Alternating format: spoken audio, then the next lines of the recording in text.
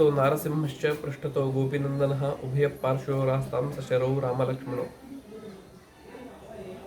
ಕ್ಷೇತ್ರ ದರ್ಶನ ಯೂಟ್ಯೂಬ್ ಚಾನಲ್ನ ಸಮಸ್ತ ವೀಕ್ಷಕರಿಗೆ ಸ್ವಾಗತ ಹಾಗೂ ನಮಸ್ಕಾರಗಳು.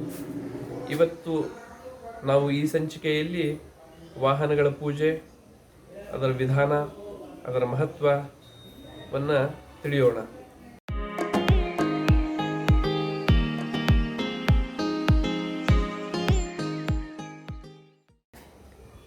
ಹಿಂದೂ ಸಂಸ್ಕೃತಿಯ ಪ್ರಕಾರ ಪ್ರತಿಯೊಂದು ವಸ್ತುವಿನಲ್ಲಿಯೂ ಭಗವಂತನನ್ನು ಕಾಣುತ್ತೇವೆ ನಾವು.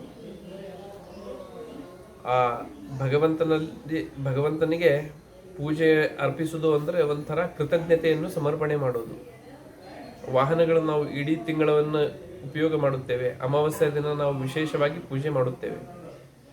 ಅದು ಒಂದು ತಿಂಗಳನ್ನು ನಾವು ಬಳಸಿದಾಗ ಅದರದ್ದು ಸೈಂಟಿಫಿಕಲಿ ನೋಡಿದಾಗ ಮೇಂಟೆನೆನ್ಸ್ ಎಂಬುದು ಇರುತ್ತದೆ. ಆ ಮೇಂಟೆನೆನ್ಸನ್ನು ಸಹ ನಾವು ಮಾಡ್ತಾ ಇರಬೇಕು. ಇದು ಒಂದು ದೃಷ್ಟಿಯಲ್ಲಿ ನಾವು ಪೂಜೆ ಒಂದು ಇರುತ್ತೆ. ಹಾಗೂ ಅದರ ಆಧ್ಯಾತ್ಮಿಕ ದೃಷ್ಟಿಯಿಂದ ಅಮಾವಾಸ್ಯ ದಿನವು ಬಹಳ ವಿಶೇಷವಾದಂತಹ ದಿನ. ಯಾಕಂದರೆ ಆ ದಿವಸ ಲಕ್ಷ್ಮೀದೇವಿಯ ಪ್ರಾದುರ್ಭಾವ ಆಗಿದ್ದ ದಿನ ಮತ್ತು ಎಲ್ಲ ವಾಹನಗಳ ಯಂತ್ರಗಳ ಅಭಿಮಾನಿ ದೇವತೆ ಅಂದರೆ ಲಕ್ಷ್ಮೀದೇವಿ ಇರ್ತಾಳೆ. ಅದಕ್ಕೆ ಅಮಾವಾಸ್ಯ ದಿವಸ ವಾಹನಗಳ ಪೂಜೆ, ಯಂತ್ರಗಳ ಪೂಜೆ ಮಾಡಿದಾಗ ನಮಗೆ ಸಕಲ ಸಂಪತ್ತು, ಐಶ್ವರ್ಯ ಹಾಗೂ ಆರೋಗ್ಯವನ್ನು ನಮಗೆ ಸಿಗುತ್ತದೆ. ಅದಕ್ಕೆ ನಾವು ಇವತ್ತ ಆ ವಾಹನಗಳು ಪೂಜೆ ಈ ವಿಧಾನ ಯಾವ ಥರ ಇದೆ ಅದು ನಾವು ಮಾಡೋಣ ಹಾಗೂ ತಿಳಿಯೋಣ.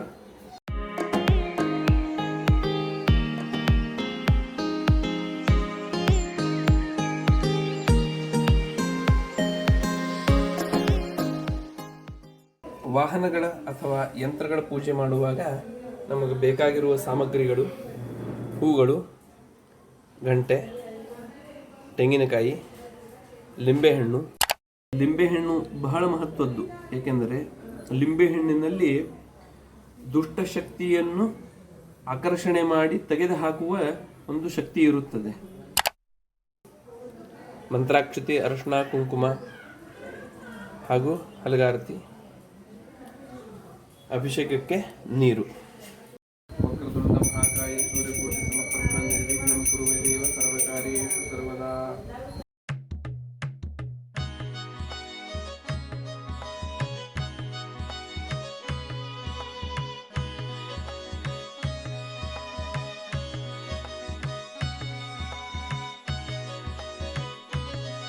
ಕುಂಕುಮ ಸೌಭಾಗ್ಯ ದ್ರವ್ಯಗಳನ್ನು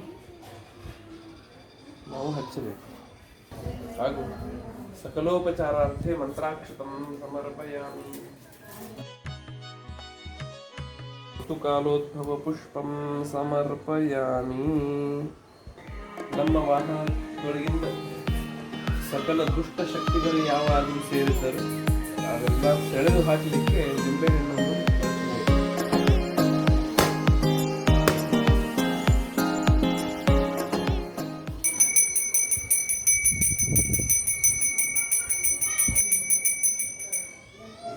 ಪ್ರತಿ ಅಮಾವಾಸ್ಯ ದಿನದಂದು ನಾವು ಈ ತರಹ ಪೂಜೆಯನ್ನು ಮಾಡಿ ವಾಹನಗಳ ಯಂತ್ರಗಳ ಸುರಕ್ಷತೆಯನ್ನು ನೋಡೋಣ ಹಾಗೂ ನಮ್ಮ ಜೀವನವನ್ನು ಸುರಕ್ಷಿತಗೊಳಿಸೋಣ. ಧನ್ಯವಾದಗಳು.